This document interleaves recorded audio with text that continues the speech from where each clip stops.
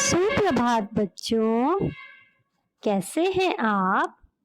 मैं उम्मीद करती हूँ कि आप अपने अपने घरों में स्वस्थ और सुरक्षित होंगे।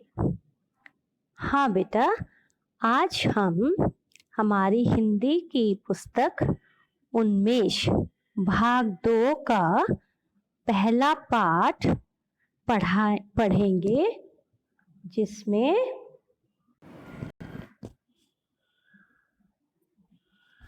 इस कविता का नाम है कौन। और इस कविता में बालक यानी कि बेटा अपनी माँ से प्रश्न पूछ रहा है कि प्रकृति को इतना सुंदर किसने बनाया है? चंदा की चांदनी किसने बनाई है? सूरज में आग कैसे समाई है? यानी कि सूरज के अंदर इतनी गर्मी कहाँ से आ गई? और चांद हमेशा सफेद ही क्यों दिखाई देता है? बालक अपनी माँ से यह भी पूछता है कि चांद रात को ही क्यों दिखाई देता है, दिन में क्यों नहीं दिखाई देता? दिन में तो सूरज दिखाई देता है और उसकी रोशनी पीली होती है। तो बच्चा अपनी माँ से और यह भी प्रश्न पूछता है कि इस प्यारी प्यारी इस बगीचे में सुंदर सुंदर फूल किसने खिलाए हैं? यानी कि वो यह पूछना चाहता है कि इस बगिया में इतने सुंदर रंग बिरंगे फूल, अलग अलग रंगों के फूल कहाँ से आए? क्यों नहीं फूल एक जैसे होते? ये कांटों के अंदर से फूल कैसे आ गए? तो इस तरह से सारी प्रकृति को, कुदरत को देखते हुए बच्चा अपनी माँ से प्रश्न करता है। तो आइए हम इस कविता को पढ़ते हैं कि बच्चा अपनी माँ से और किस तरह के प्रश्न करता है।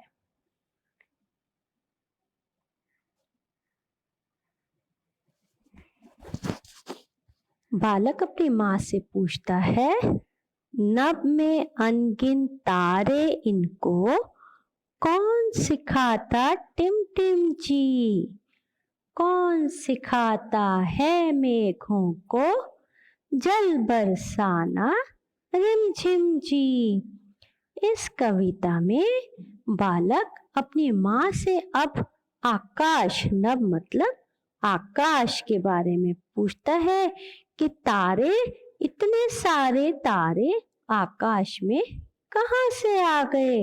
और ये आकाश किसने बनाया? और इतने सारे तारे जिनको हम गिन नहीं सकते, वो ऊपर कैसे चले गए? और वो टिमटिमाते कैसे हैं? इस तरह के प्रश्नों की लालसा करते हुए माँ से पूछता है बालक कि कौन सिखाता है मेघों को जल बरसाना रिमझिम जी?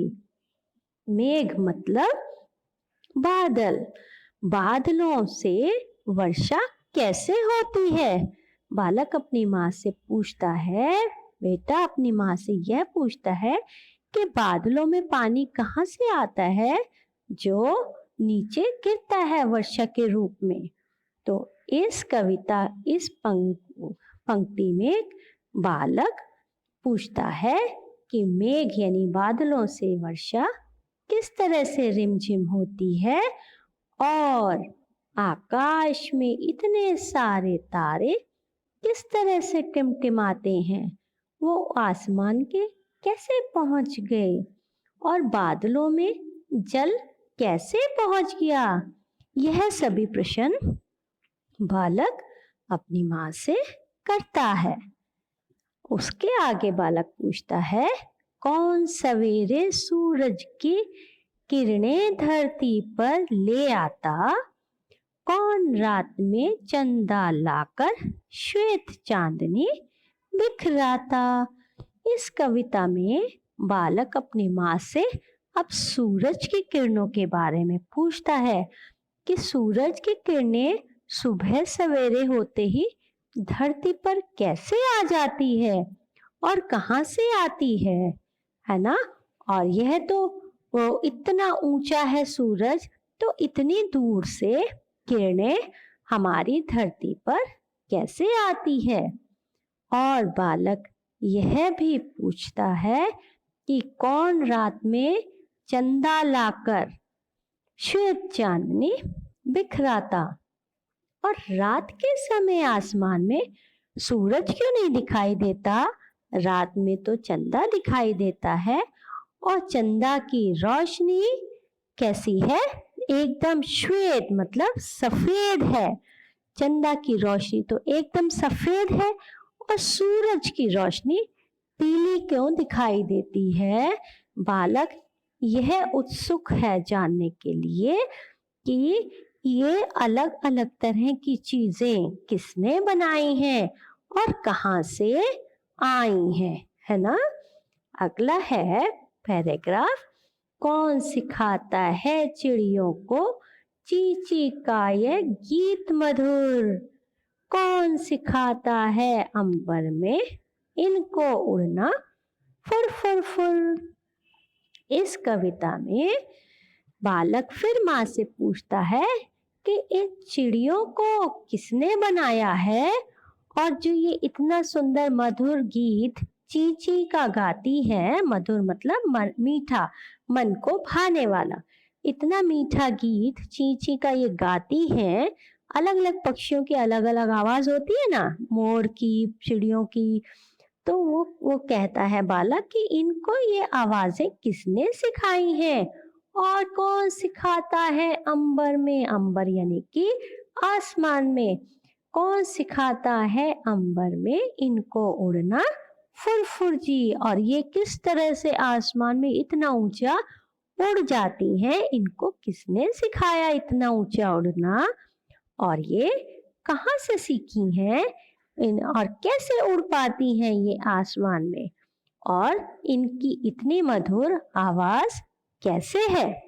तो इस तरह से बालक अपनी माँ से प्रकृति यानी कुदरत के इस अनोखे रूप के बारे में, कुदरत की इस देन के बारे में पूछता है, और वह बार बार माँ से इन चीजों के बारे में कि आकाश में अनगिनत तारे कहाँ से आए, इनको टिम टिम करना कौन सिखाता है, कौन बादलों में पानी कहाँ से आई, और फिर वर्षा करना कहाँ से होता है, कौन वर्षा करता है, कौन सूरज की किरणें धरती पर लेकर आता है, और इतनी दूर से सूरज की किरणें धरती पर कैसे आ जाती है। और जबकि चांद तो रात में दिखाई देता है और एकदम सफेद दिखाई देता है चांद, तो फिर उसकी चांदनी इतनी सुंदर दिखाई देती है रात को, तो वो कैसे, वो कहाँ से आती है ना। बालक आगे चिड़ियों पक्षियों के बारे में भी बात करता है, पूछता है अपनी माँ से कि इन पक्षियों को उड़ना किसने सिखाया है, और इनकी मधुर मधुर आवाज बोलना इन्हें किसने सीखा है, किससे इन्होंने इतनी मीठी आवाजें सीखी हैं, और इन्होंने उड़ना आसमान में कैसे सीखा है।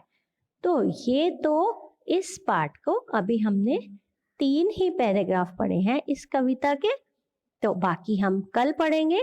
आपको आज इन्हीं तीनों का अच्छे से याद, हिंदी का वर्णन आना चाहिए, और कविताओं की पंक्तियों को भी आपने याद करना है।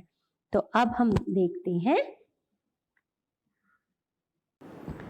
अब हम इन्हीं 3 पंक्तियों से संबंधित शब्द अर्थ देखेंगे।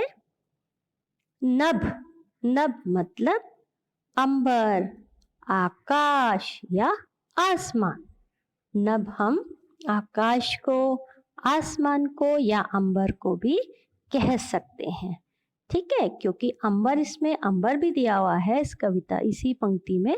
तो अंबर मतलब भी आकाश होता है, आकाश मतलब आसमान भी होता है, आसमान और नभ एक ही बात है, इन तीनों को हम नभ बोल सकते हैं। यानी कि नभ यानी कि अंबर, आकाश और आसमान।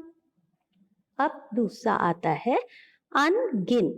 अनगिन मतलब जिनको गिना ना जा सके, जो इतने सारे हों उनको हम गिन नहीं सकते। जैसे हम अपने बालों को नहीं गिन सकते हैं, अनगिन है वो, है ना। हम कितने सारे बाल हैं उनको काउंट थोड़ी ना कर सकते हैं। तो उसी तरह से अनगिन यानी कि जिन्हें गिना ना जा सके। मेघों, मेघों यानी कि बादलों, बादलों को मेघ बोलते हैं। ठीक है। जल, जल यानी कि पानी, तो पानी तो हमारे लिए बहुत जरूरी है ना, तो जल यानी कि पानी। श्वेत, श्वेत यानी कि सफेद, जो एकदम सफेद होता है उसे श्वेत बोलते हैं। मधुर, मधुर यानी कि मीठा, जो जैसे इसमें लिखा है मधुर गीत, यानी कि मीठा कैसे गाती हैं, इतनी अच्छी आवाज कैसे है पक्षियों की, तो इसमें मधुर हो जाता है। तो ये है हमारे शब्द अर्थ इन 3 पैराग्राफ्स के। तो आपने क्या करना है, इन शब्द अर्थों को भी अच्छे से पढ़ना है। अब इन्हीं 3 पैराग्राफ से संबंधित वाक्य बनाओ। सूरज, तो सूरज क्या भी लिख सकते हैं, हम कुछ भी लिख सकते हैं। सुबह सवेरे सूरज की किरणें धरती पर आती हैं, है ना, धरती ये सूरज हो गया। फूल, मुझे गुलाब का फूल पसंद है, आप कुछ भी लिख सकते हो। मुझे लाल रंग का फूल पसंद है, आप कुछ भी लिख सकते हो। इससे फूल आना चाहिए उसमें, वाक्य बनाओ में क्या होता है, वो चीजें आती हैं। जल, हमें जल व्यर्थ नहीं गंवाना चाहिए, हमें पानी को, है ना, सुरक्षित रखना चाहिए, हमें जल फेंकना नहीं चाहिए। तो ये कुछ भी आप लिख सकते हैं, कोई भी वाक्य बना सकते हैं। आगे है चंदा। रात में आसमान में चंदा दिखाई देता है। ठीक है, तो रात में आसमान में चंदा की श्वेत रोशनी होती है। रात में आसमान सफेद चांदनी सा चमकता है। तो कुछ भी आप उससे संबंधित लिख सकते हैं।